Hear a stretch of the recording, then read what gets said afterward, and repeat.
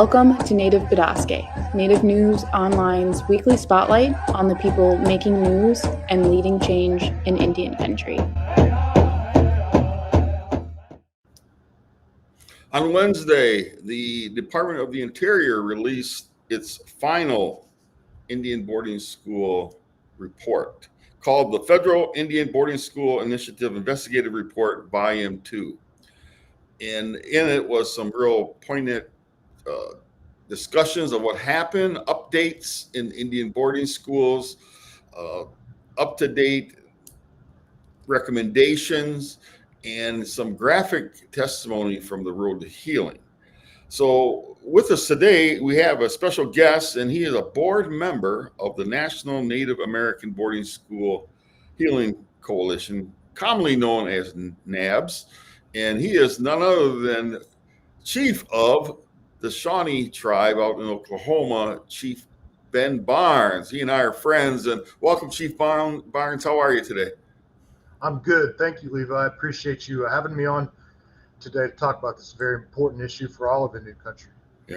You know, this 105-page document, as I said, it was filled with updates on Indian boarding schools, deaths of students, and graphic testimony of the Road to Healing tour that took place across Indian country. What were your initial thoughts or emotions when you went through the document? You know, for 105 pages, there's a lot in it. And it is, the citations within it, are really important, I think, because it shows that this is a well-researched document. It's not just an opinion piece. This is backed up by, 150 years of facts with numerous citations, lots of people involved. I'm really, really proud of the work that the Assistant Secretary, Brian Newland, did, and Deb Holland, Secretary Holland's bravery in putting out this document. I know that this is tough to read, but I don't want to say I'm relieved to see it in print, but I think there's a certain kind of medicine in reading it in those words for the first time, to see the government talk about what happened in these places. At my tribe, we've been talking about Shawnee Indian Manual Labor School and our other boarding school experiences. I have a family member that either went to boarding schools like Shilako or worked at boarding schools like Seneca Indian Boarding School here in Oklahoma. But what I think these last 5 years of working on this issue at my tribe and also at NABS is it's helped me understand our community better. In that understanding, I didn't understand what generational trauma was. That was just a phrase that folks used that I didn't really understand. And I now, having worked with people that have given witness and testimony of what they went through at boarding schools, I understand how that trauma begets itself onto kids and grandkids, how that distance between family members grows over time, why it is that we're 2.4 more times to be affected as teenagers by the death by a suicide in our community, why it is we see alcohol and the use of alcohol and narcotics in our community. We have some of the largest populations of teetotalers, but yet you also see that we have a problem with drug and alcohol in some of our communities. So it is, it all has roots in the kids being made or coerced to attend boarding schools and being removed from their larger family units.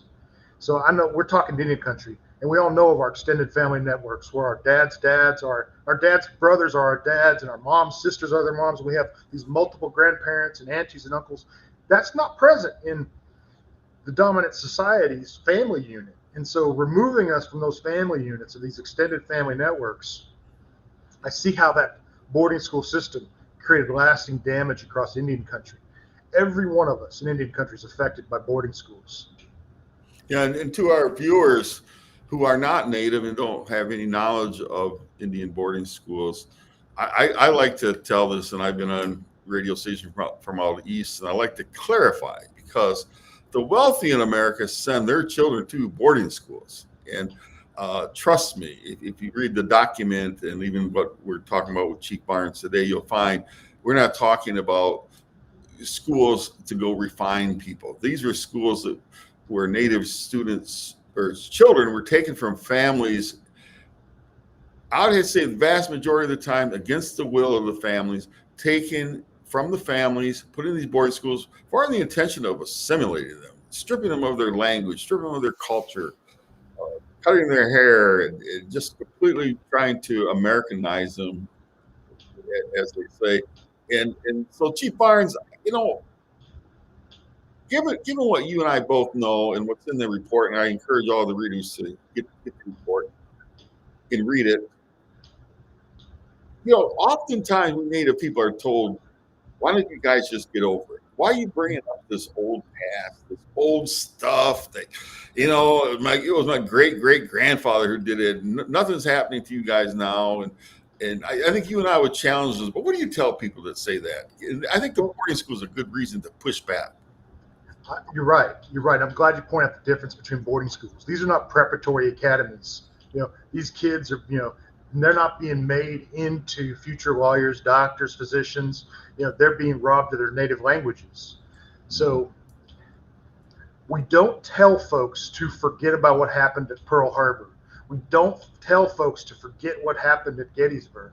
You know, we try to remember those places. If we're anything as a country, we've always built monuments to the struggle of our people to create the country that we live in and enjoy these freedoms.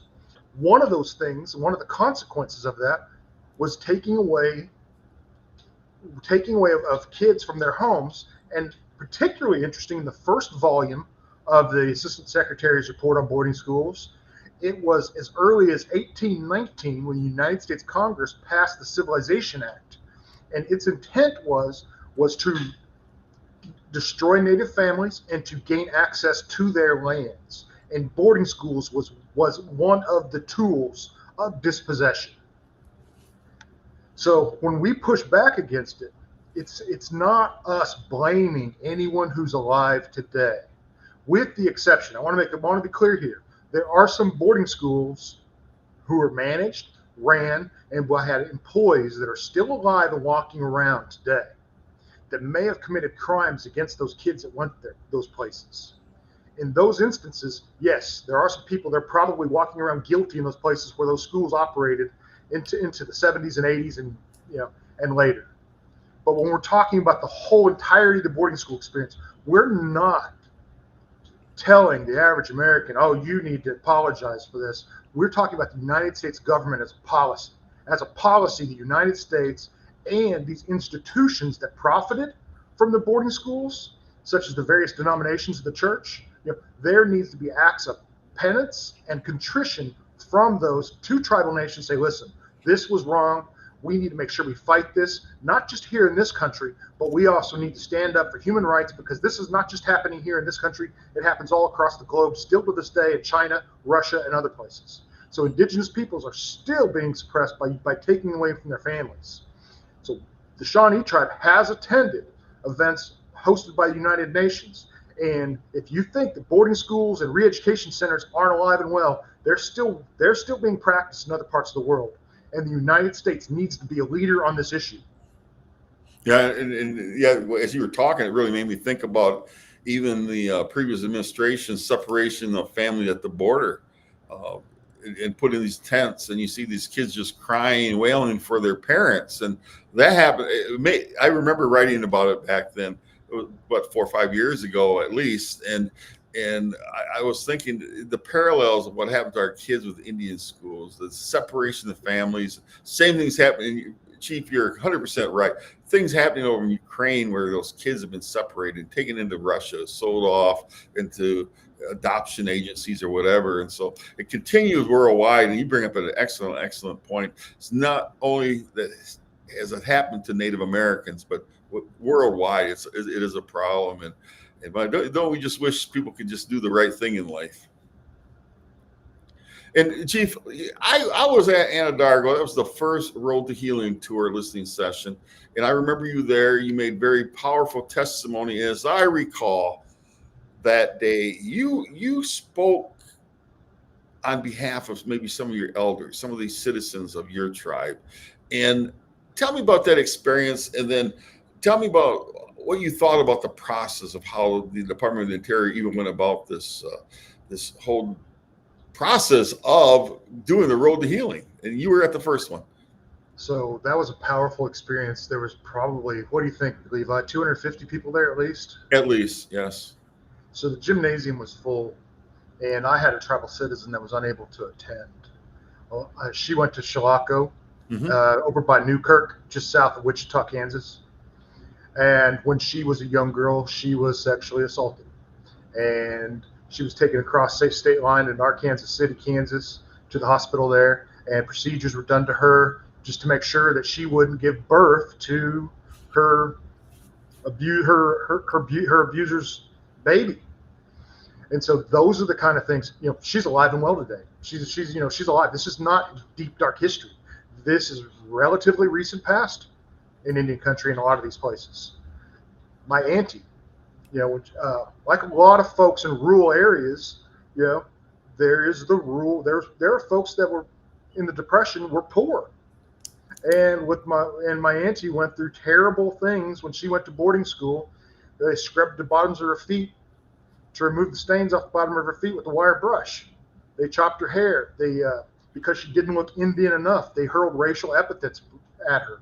These are the people working these places. Sometimes these were our people working in these places. So it is the system of boarding schools that created this toxicity. It is the money that the United States spent on creating these places. And Levi, I'll give you an example. One of the things I think I find it infuriating when we're talking about the creation of public policy, and we have these minuscule pots of money all these tribal nations have to compete for federal grants for language preservation, when the government literally spent hundreds of millions of dollars destroying our languages. And I have to write a grant for $200,000. What's that going to pay for? 2, 3, 4 people's salaries and their benefits? Doesn't pay for the office rental or utilities. And so hundreds of millions of dollars was spent destroying these communities. So as a matter of public policy, how can we use these 2 volumes of this report to help us shape better public policy? So that's the challenge that I think that the boarding school reports tries to shine a light on. The current legislation that we have on the House and Senate would seek to create a Truth and Healing Reconciliation Commission that can have some further conversations about what can we do in Indian country to redress these issues. And I think a better way of doing language restoration is an obvious one. More behavioral health tailored towards suicide, depression, anxiety, PTSD, drug and alcohol abuse. I think these are some of the outcomes that we can have out of real substantive discussions that will be created out of this commission that those 2 bills seek to achieve. So that's why NABS, my tribe, as well as United Indian Nations of Oklahoma and other multi-tribal organizations, we remain hopeful that we can get these bills passed in this Congress. And yeah, if you can get anything passed in this Congress, it'd be an achievement. But I say it a little facetiously. But no, seriously, the report says, Chief, that if you use today's dollars, 2024 inflationary factors into it, you're looking at $23.8 billion, and that's with a B, $billion was spent for over about 100 years to do exactly what you talked about: strip our children of their culture, their language, and then the result was also not quite 1,000, but it was 973 children that they can attribute to being found dead at the Indian boarding schools. And I'm having a hard time wrapping my arms around that. $23.8 billion to render 1,000 children dead, and people stripped of their language and culture. Thank God there's some people still had their culture, and I'm proud of a lot of me. Because of where I am here in Michigan, I don't speak my language, and basically maybe shame on me because I haven't had the time or taken the time to go learn it. But that's on my bucket list. But my family was stripped of the language through boarding schools. So with that, I would say that there's been 8 recommendations. I don't have time to get into all the recommendations, but one of the recommendation is a national monument to recognize those students who went to boarding schools and those particularly who lost their lives. And Chief, would you support that? And what, in your sense, and I might be throwing it fast curve by you, but what would that look like? What would you think that would look like? Oh, actually, I've spoken in my congressional testimony. I spoke about the need to create monuments. In fact, we're a nation of monuments. But first, I want to pause for just a moment, just compliment you and your tribe, Chairman Rupnick and the Prairie Band Potawatomi do such a tremendous job at language and cultural preservation up there. Mm-hmm. You know, I find it, I find it humorous that I spend a lot of time running around Prairie Band Potawatomi folks, Levi. So, yeah, and for your information, I'm going tomorrow on August 1st. This will be recorded on the 31st, but to the Potawatomi gathering done at the homelands of the Pokagon Potawatomi in Dowagiac, Michigan. So that's like, what, 8 to 9 bands coming together from the United States in Canada. So I'm pretty excited. So every time we get together right around this time of year, end of July, beginning of August, it's just a wonderful time. And I'll see the chairman. However, my situation, I live too far from there. I live like, 750 miles from my tribe. So I don't get the benefit of going to the tribal center and cultural center and learning my language. So, but yeah, we have really been stripped, and I would myself endorse that idea of a national monument. I think Americans need to pay attention. I wrote that down, man. We don't tell people to forget Pearl Harbor. We don't tell people to forget Gettysburg. Man,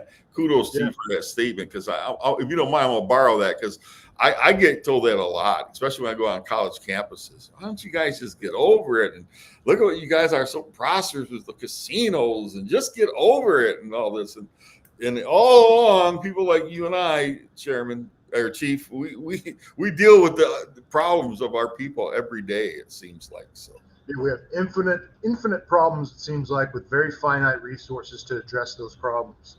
And those 2 volumes of that report indicate that the roots of those problems, part of it lies with the boarding school policy, but it really goes back to the fundamental way that the United States, at the early part of the creation of this country, sought to exterminate tribal nations, and that policy continued for more than 150 years. And we are a nation of monuments. Whenever we go to DC, we can visit the MLK Monument, the Abraham Lincoln Memorial, the obelisk on the National Mall. There's lots of places to go and remember and reflect. The Vietnam Memorial Wall. My grandfather was in Italy during the World War II, and I am so immensely proud of his service and all of my family members that served.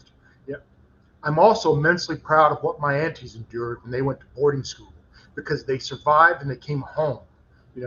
My family is a good family, strong family, and my father raised me in spite of all those things that happened to his family members, in the way that their family unit bound together over those shared experiences and stayed together. And it wasn't just their family units, it's the relationships we have between tribes. They still exist between this day, between the Shawnees and the Creeks, or the Shawnees and the Quapaws, or the Shawnees and the Potawatomis. Mm-hmm. There's a reason that we come together in common cause, because we have common problems.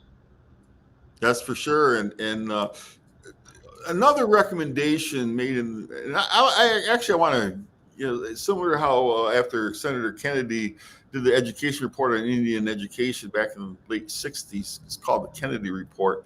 I'm in favor, and I don't know how we take it up to the next level, but call this the Newland Report. So like way back in the 20s, it was the 1920s, the Merriam Report, named after somebody.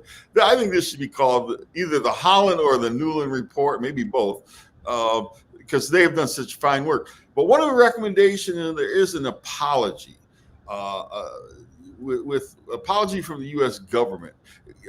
Chief, what would that look like to you? What would you say about an apology to Native Americans? So I think an apology would ring hollow without some sort of action.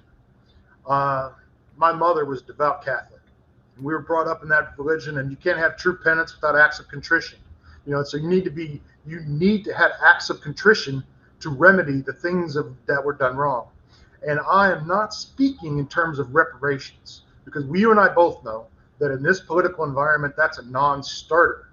But I do think one of the ways that we do step towards a place where we have Native nations is in what this state, they put Deb Haaland in charge of Interior. Assistant Secretary is Brian Newen from, I believe it's Bay Mills. So we have Native peoples running agency. We need more of it, Levi. We need more people at Forest Service. We need more people at USDA. We need more people at State Department. We need a tribal nation liaison at the State Department because some of our tribes, like Scallon, Jamestown, and Washington, are selling fish products overseas. Mm-hmm. So we are engaged in international commerce. We're engaged in international relations, meeting with U.S. ambassadors. We're going to the United Nations. These are things that tribal governments are doing. We are not clubs of people of shared ancestry. We are nations with long histories that predate the United States. And for some of us, especially those on the Canadian-Mexican border, our international relations occur every day.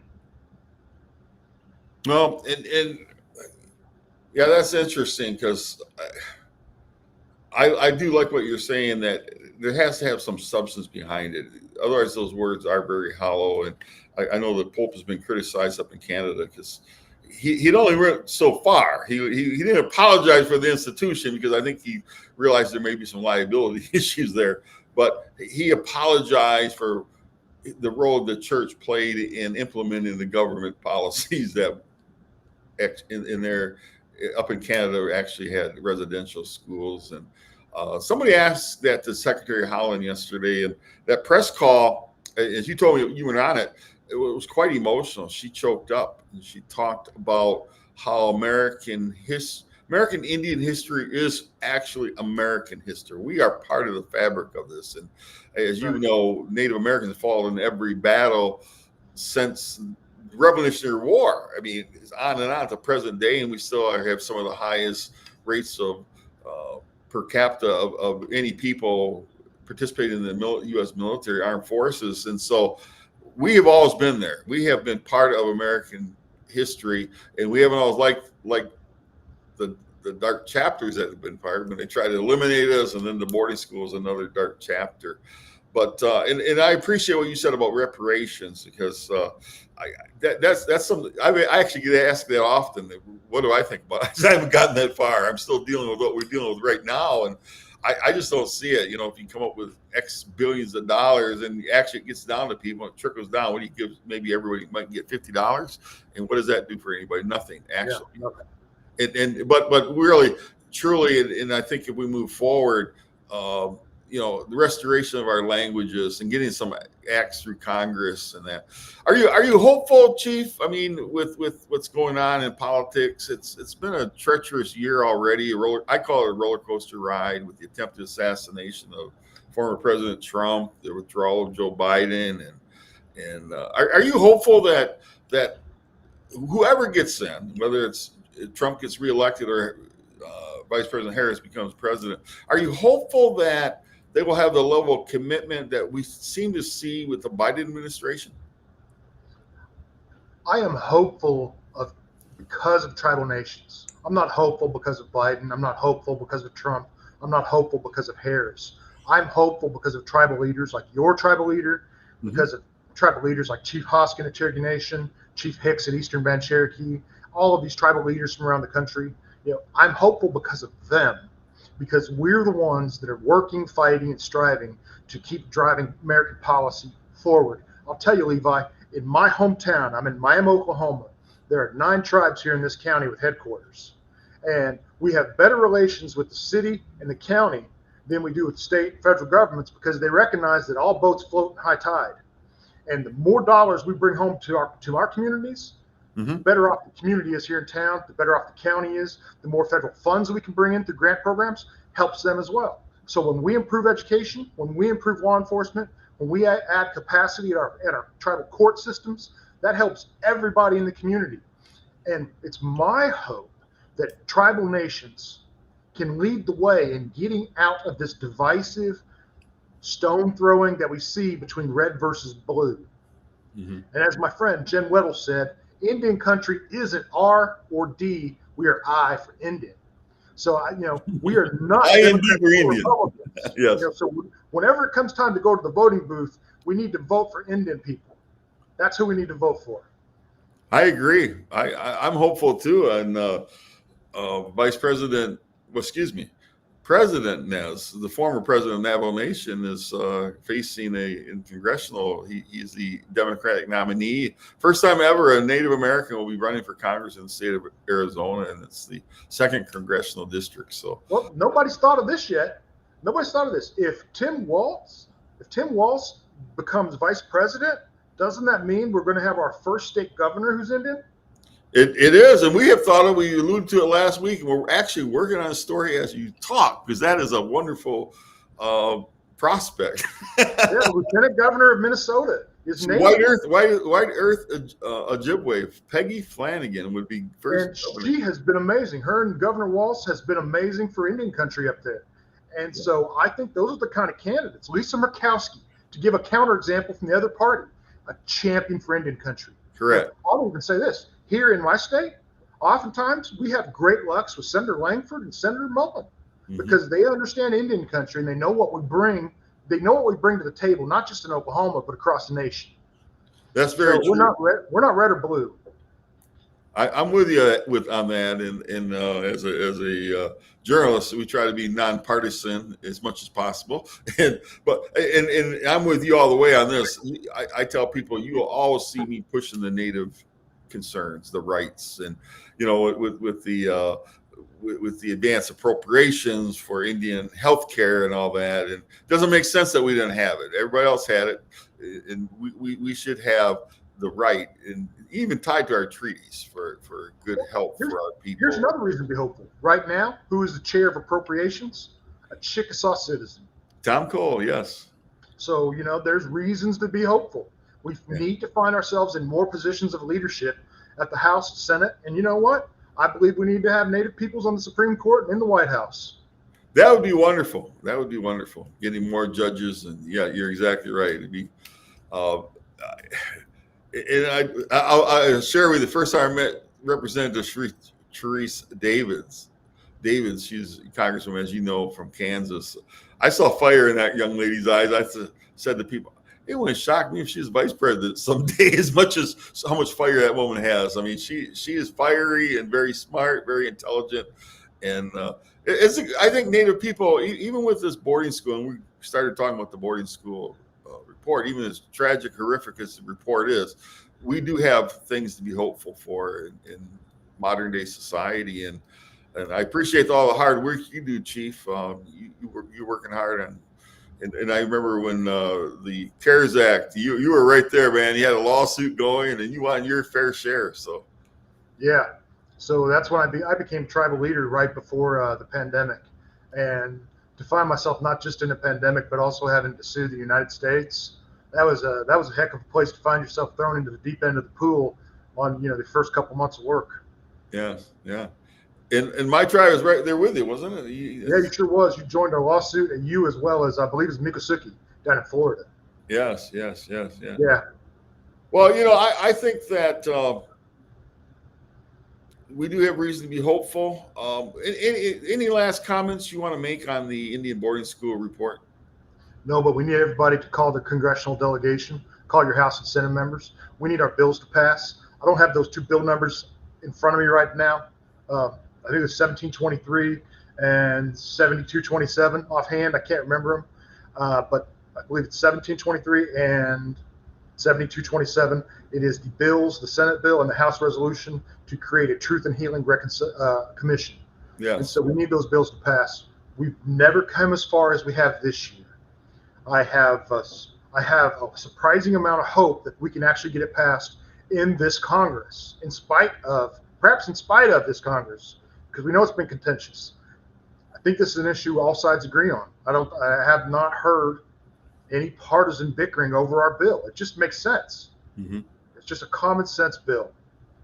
Yeah, and I think one of the questionable things was they just felt like maybe Native Americans were coming for reparations, and I know we're not. So I think that it should be an easy thing, and that's a whole different discussion. We're not ready to talk about it, and I know that even Secretary Howland's not ready to talk about that, and I don't see that happening anytime soon. It's not something we're talking about. So, yeah, that becomes complex because then it gets ties in with descendants of slave communities, and the country was built. A large portion of the country was built, and so based on their labor and tribal lands is the foundation of a lot of America. I don't think we can have a substantive conversation of the reparations at this time. I don't even know what that would look like. I don't even know how you could be meaningful. But I think the conversation about addressing some of the consequences of boarding schools, I think we can have substantive conversations that lead to better, more efficient federal policy, that we can address the ills in our communities as well as our current funding models.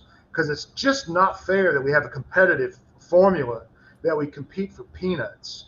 We need to have some central place that we all come to and draw water from the same well to bring back to our communities. It can't be where we fraction out the sandwich so many times that everybody only gets a crumb. We can't do that. That's not going to feed anyone.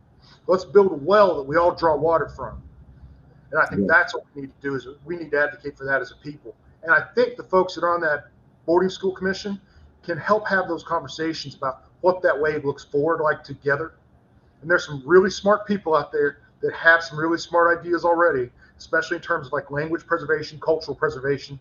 That is not about funding models. It's about creating a central place that we all come together and use shared resources to strengthen our community.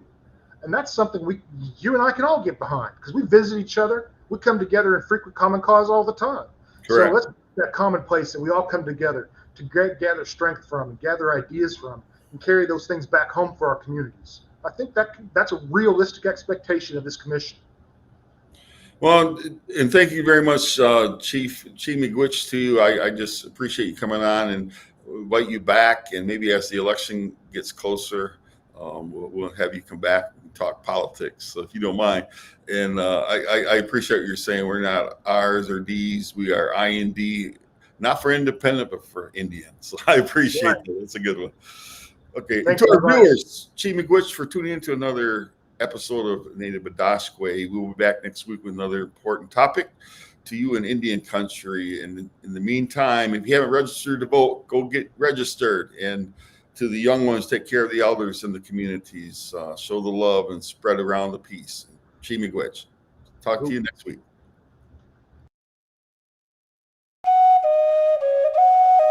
If you appreciate what we do here at Native News Online, we invite you to donate to support our continued work covering Indian country. You can scan this code with your smartphone or go to the link located below this video to donate today. We greatly appreciate your support. Please be sure to subscribe to our YouTube channel and follow us on Twitter, Facebook, and Instagram. And be sure to scan this code or go to the link below to subscribe to our newsletter. Thank you for joining us today, and please be sure to join us again next week for another episode of Native Bidaské. Chief Miigwech.